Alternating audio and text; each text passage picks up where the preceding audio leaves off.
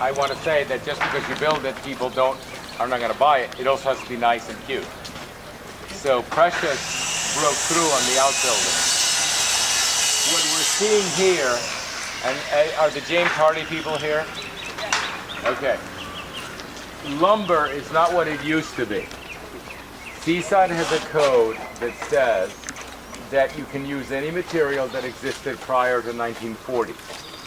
Because at that point, materials started imitating and became kitsch.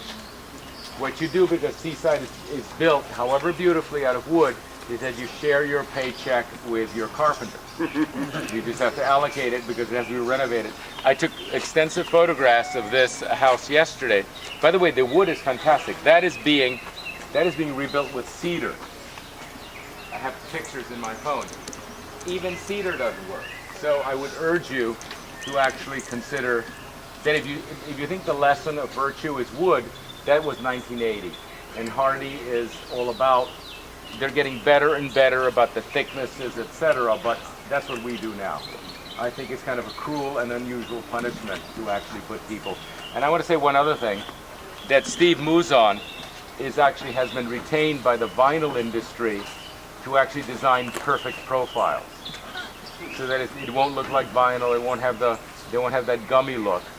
And he just wrote me yesterday that they're going to be proper classical profiles. And he wrote me yesterday that there was a great deal of excitement about this. And actually, Hardie could use a little tuning up by Steve also. You know, just to get it exactly right. Okay. Yeah. No.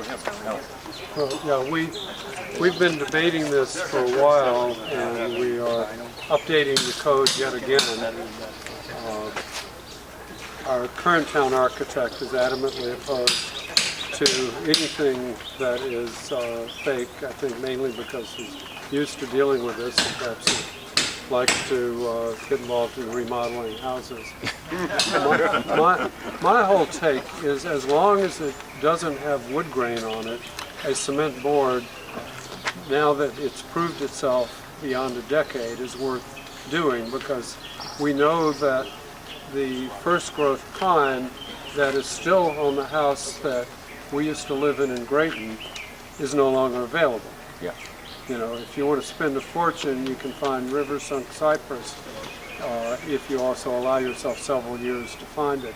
Otherwise, the wood we get is basically pulpwood, and it's, you know, designed, as newspapers are, to disintegrate and become part of a landfill rather quickly. I believe that watercolor is Hardie, isn't it, or yeah, is it watercolor vinyl? is all Hardie. Hardie. And it doesn't look wonderful, to tell you the truth. No.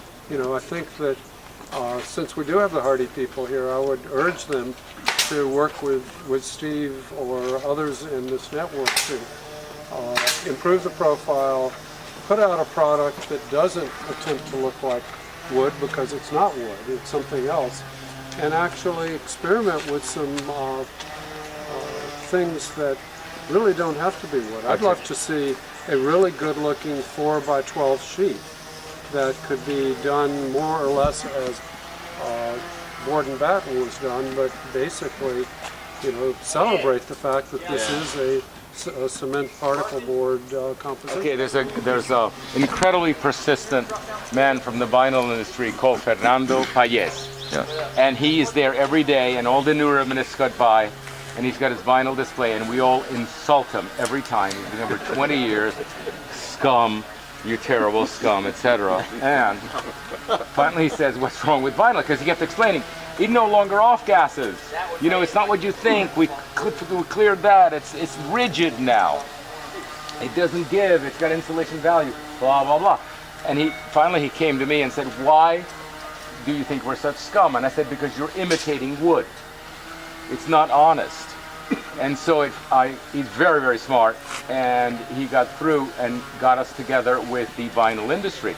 And Steve and I met with all the top executives, maybe 10 out of 14 top guys, and we told them why people hated them, despite the fact that they had improved every technical flaw.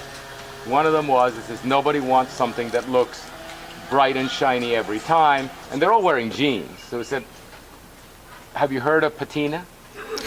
Because they would say, no, next time we'll have an even more perfect paint. It's actually used by NASA. You know, no, it's the other. It's the other way. And so they retained Steve to correct all the classical profiles, and they retained me to run competitions from the best architects to design vinyl that actually was not embarrassed to be vinyl.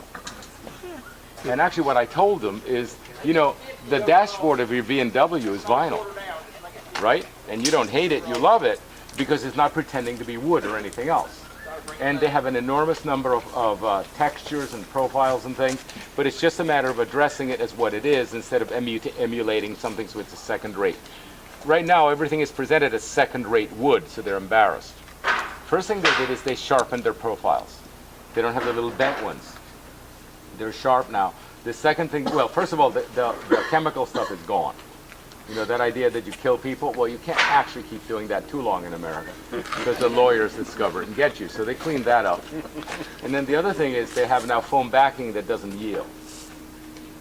So a lot of things are actually improved, and we're going to be running a competition. Now, I expect if I retain, you know, we're going to have fish patterns and God knows what, you know. That's what's going to come up because architects are crazy, but that's my job, is to have a competition.